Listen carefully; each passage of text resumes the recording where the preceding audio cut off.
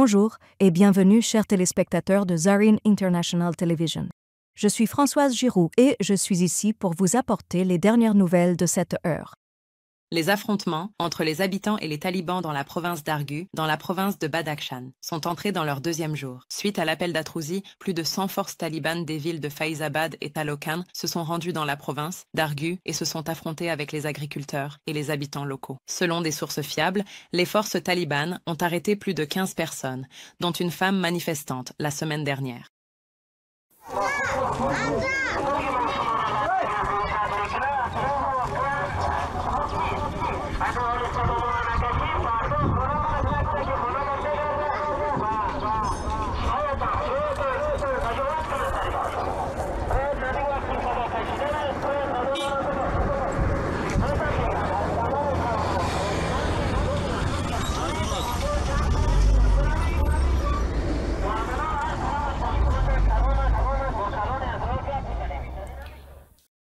Le ministère de l'Industrie et du Commerce des talibans affirme qu'une entreprise de fabrication de motos chinoise va lancer des usines de fabrication de motos en Afghanistan.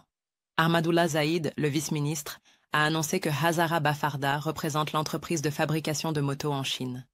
Selon les talibans, cette entreprise investira 50 millions de dollars en Afghanistan au cours des 3 ans et demi à venir. Le porte-parole du ministère de l'Industrie et du Commerce des talibans annonce que l'usine de motos que l'entreprise chinoise construira en Afghanistan aura une capacité annuelle de 2000 motos.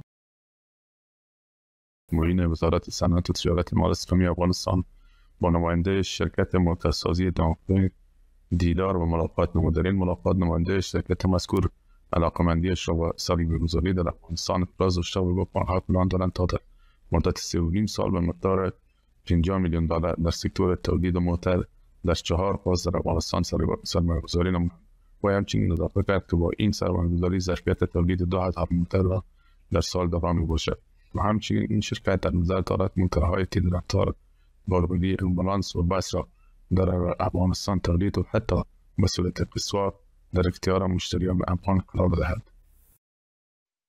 Les talibans ont annoncé la tenue d'une réunion sur le projet de recensement.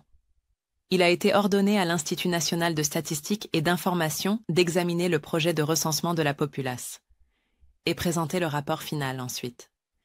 Il n'existe pas de statistiques précises sur la population de l'Afghanistan et les tentatives précédentes pour effectuer un recensement ont à chaque fois rencontré des obstacles.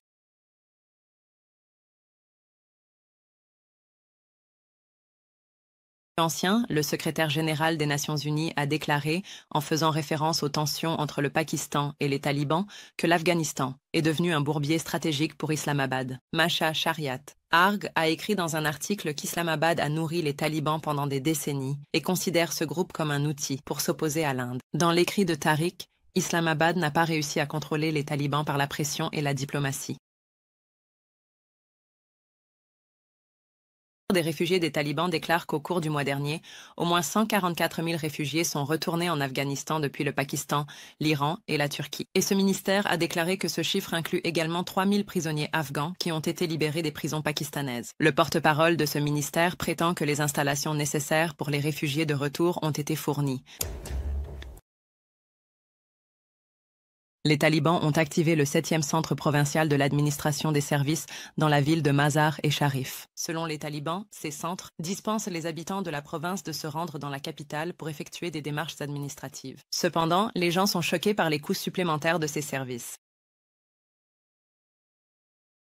Merci, chers téléspectateurs, pour votre soutien continu. Vous pouvez regarder Zarin TV sur Afghan Procast, GLWEs, l'application Zarin TV et nos plateformes de médias sociaux. Jusqu'à la prochaine fois, puissiez-vous être enveloppés dans la paix et la miséricorde du divin. Prenez soin de vous et que les bénédictions accompagnent toujours votre chemin.